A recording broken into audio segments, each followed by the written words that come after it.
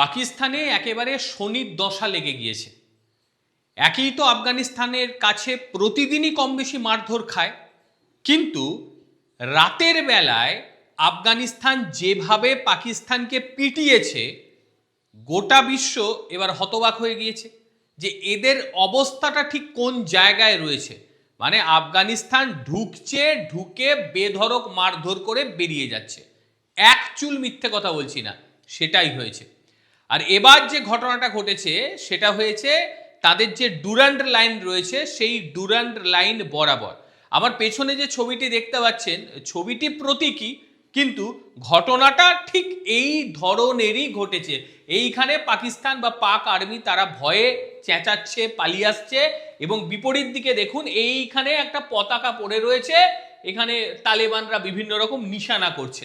ছবিটি প্রতীকী, কিন্তু এই ছবিটির মধ্যে বাস্তবতা রয়েছে। এবার যেটা ঘটেছে সেটা হচ্ছে পাকিস্তানের যে ডুরান্ড লাইন রয়েছে, মানে আফগান পাকিস্তানের ডুরান্ড লাইন, যেটা আফগানরা একেবারেই মানতে চায় না। বারবার তারা বলে যে না, এই লাইন আমরা মানব না। দেখুন এই পাশে সেই লাইনটা রয়েছে।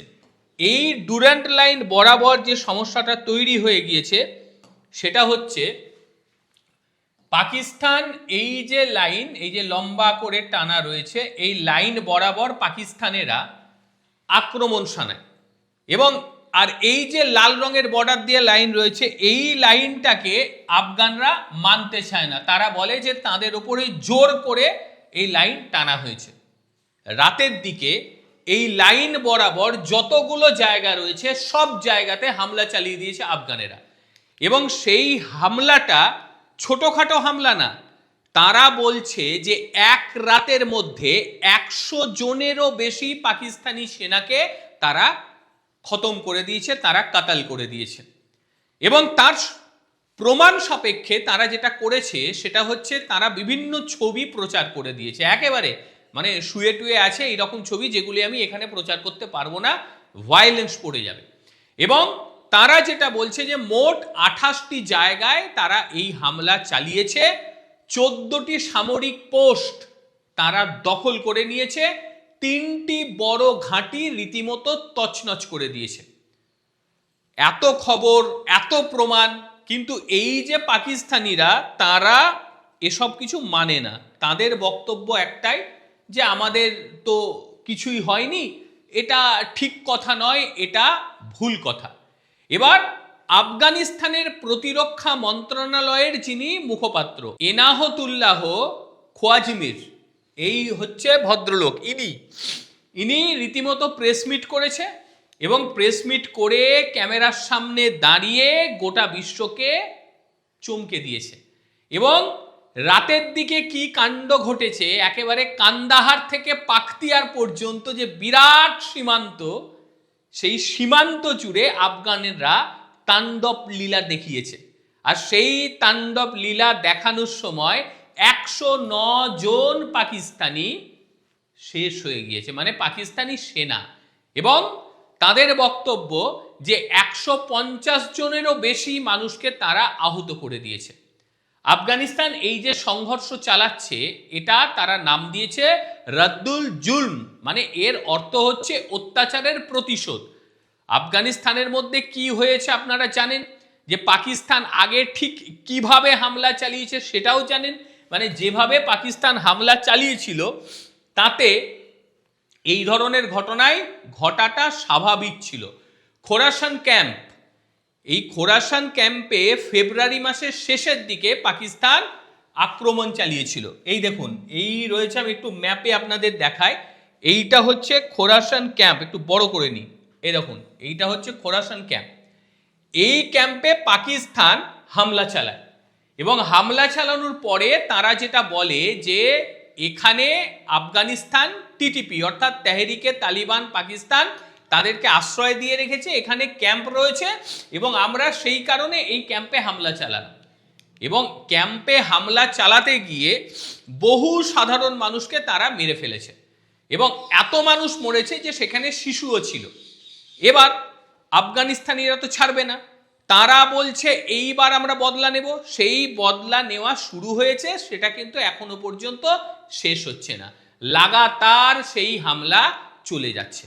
এবং হামলাটা এমন পর্যায়ে পৌঁছেছে যে পাকিস্তান আর স্বীকারই করতে পারছে না যে তাদের এত ক্ষয়ক্ষতি ঘটেছে। এবং যখনই আফগানিস্তান বলছে যে আমি এত লোককে মেরে দিয়েছি বা এত লোক আমার দ্বারা মারা গিয়েছে, তখন কিন্তু পাকিস্তানিরা বলছে না না, আমাদের এতজন তো মারা একেবারেই যায়নি। এই যে পাকিস্তান, তারা আবার পাল্টা দাবি করছে, তারা বলছে এই সমস্ত কথা পুরো ভুয়ো কথা, আফগানিস্তান মিথ্যে কথা বলছে, কিন্তু আফগানিস্তান কিন্তু প্রমাণ দেখাচ্ছে, পাকিস্তানের কাছে কোনো প্রমাণ নেই। এর আগে আমরা দেখেছিলাম পাকিস্তানি সোলজারদের কিভাবে বসিয়ে রেখেছিল, তার ছবি তুলেছিল, তার ভিডিও তুলেছিল, একেবারে বাস্তব চিত্র।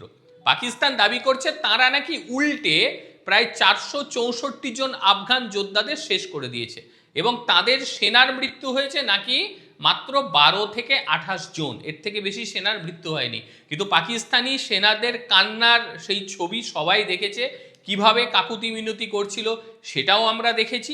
তবে ইনফরমেশন, এই যে ওয়ার দুটো দেশের, তাতে আফগানিস্তান অনেক এগিয়ে রয়েছে, প্রমাণ সাপেক্ষে তারা খুব ভালো ভালো প্রমাণ তুলে ধরছে। এবং যুদ্ধের যে ময়দান, এই যুদ্ধের ময়দান কখনই মনে রাখবেন না যে এটা ভালোর জন্য হয়, সব ক্ষেত্রে খারাপ এবং সাধারণ মানুষ কিন্তু মারা যায়। এবং দীর্ঘ এলাকা থেকে আফগানরা আক্রমণ করছে। এবং আগে যেটা আমরা দেখতে পেয়েছিলাম যে একাধিক সময় আফগানিস্তান তারা আক্রান্ত হয়েছিল। এইখানে দেখুন, আমি দেখাই আপনাদের, এখানটা হচ্ছে কান্দাহার, একটু বড় করে নিই। এই যে দেখুন কান্দাহার, এই কান্দাহারে আক্রমণ চালায় পাকিস্তান, তারপরে পাকতিয়াতেও আক্রমণ চালিয়ে দেয়, তারপরে খোস্তেও আক্রমণ চালায়, এই যে নাঙ্গারহাট এখানেও কিন্তু আক্রমণ চালিয়েছে। এই বড় বড় জায়গায় প্রথমে পাকিস্তান আক্রমণ চালায়, এরপর যখন পাল্টা আক্রমণ শুরু হয়ে যাচ্ছে তখন কিন্তু আর পাকিস্তান পাচ্ছে না। বিশেষ করে এই যে খোস্ত বলুন, নাঙ্গারহাট বলুন, এই সমস্ত জায়গা থেকে, কান্দাহার বলুন, এই সমস্ত জায়গা থেকে লাগাতার এই যে ডুরান্ট লাইন বরাবর যে অংশ রয়েছে সেখান থেকে কিন্তু লাগাতার হামলা পাকিস্তানিরা খাচ্ছে আফগানিস্তানের তরফ থেকে। কিন্তু কোথায় কি, এই এত আক্রমণ খাওয়ার পরেও কিন্তু লজ্জা নেই, ঘেন্না নেই, কোনো কিছু নেই, মিথ্যে কথা বলে যাচ্ছে যে না আমাদের কিছু হয়নি। তবে এখনো পর্যন্ত রাষ্ট্রসংঘের যার রিপোর্ট সামনে এসেছে সেটা কিন্তু চমকানোর মতন।